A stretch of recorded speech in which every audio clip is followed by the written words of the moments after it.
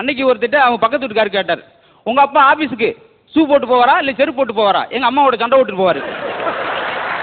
இதெல்லாம் போயிடுச்சுன்னா அவங்க பாட்டிகிட்ட சொல்லியிருக்கேன் பேராண்டி, என்ன பாட்டி என் பாட்டி என் மேலே இவ்வளோ பாசமாக இருக்கா அப்படின்னு. நாளைக்கு நீ தாண்டா எனக்கு கொல்லி விட போகிறேன், நாளைக்கு எனக்கு பள்ளிக்கூடம் இருக்குன்னு இருக்கான். உடனே நாளைக்கே வா அப்படின்றவங்களையும் முடிச்சிருவாங்க.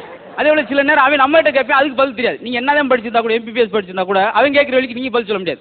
அன்னைக்கு என்கிட்ட கேட்குறான், ஒரு ஆள் ரொம்ப கடுமையான பசியில் அவர் மீசையை நறுக்குன்னு திண்டு விட்டார். ஏன் அப்படின்னா தெரியலடா அப்படின்னா, ஏன்னா அது முறுக்கு மீசையான், பசியில் அது திண்டு விட்டாரான். எப்படி புதுசாக ஸ்கூலில் அதுவே பேசி பழகுவாங்க போல. அப்புறம் இன்னொரு நாள் கேட்டான், டைட்டானிக் கப்பல் போச்சு, கப்பல் கவுந்தோடனே ஹீரோ முங்கிட்டாரு, ஆனால் ஹீரோயின் முங்கலை. ஏன் அப்படின்னா, ஏன்னா அவங்க மூழ்காமல் இருந்தாங்களாம். அவனுக்கு வயசு 4, அவன் 40 வயசுக்கார கிளவி மாதிரி பேசுகிறான். இதெல்லாம் போச்சுன்னா வாத்தியார் பொங்கல் மேய்க்கிற பெரிய கஷ்டம். பாடத்து போய் சொல்லியிருக்காரு, ஐம்புலன்களை அடைக்கினா என்ன வரும்? ஆம்புலன்ஸ் வரும். உட்காந்துட்டான். ஒரு மாங்கு விடிய பாடம் நடத்தி என்னத்தை கண்டார் பாவம். சரி, அது கிடக்கட்டும். தாமிரபரணி எந்த மாவட்டத்தில் ஓடுது? பொங்கலுக்கு ரீல்ஸ் ஆகி எல்லா மாவட்டத்திலும் நல்லா ஓடிக்கிட்டு இருக்கு 100 நாள் நோக்கி. புதுசாக ஒரு விஷயம் வந்துச்சுன்னா உடனே ஜோக் எடுத்து விட்ருவாங்க. ஏன்னா அந்த பையனுக்கு சமாளிக்கிற அவ்வளோ வரை கஷ்டம். அவங்க அம்மா கூப்பிட்டாங்க, கடையில் போய் சரக்கு வாங்கிட்டு வாடா அப்படின்னாங்க. ஏமா காலையிலேயே சரக்கா?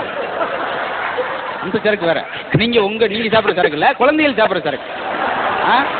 போய் மாறி வாங்க நிகழ்ச்சிக்கு. ஏன்னா கடைக்கு அனுப்பிடுறாங்க, வாங்கிட்டு வாடா எல்லாம் காய்கறி எல்லாம் சொல்லி.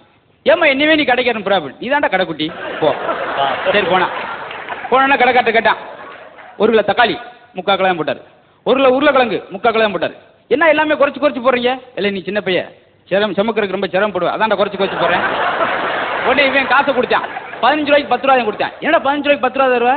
நீங்கள் வயசானவர் என்றதுக்கு சிரமப்படுவீங்க. போட்டான் ஒரு போடு, இந்த போடு வேறு எவனும் போட முடியாது. வேற என்னடா வேணும்? வாழைப்பழம். அந்த வாழைப்பழம் எவ்வளோ போய் 2 ரூபா போகும். 1 ரூபாய்க்கு வருமா? 1 ரூபாய்க்கு வராது. பிச்சான் கையில் வந்துச்சு, இந்த வருது அப்படின்ட்டான். அந்த ஆள் சட்டை இழுத்து கடையை முடிச்சு வேற பக்கம் போயிட்டான்.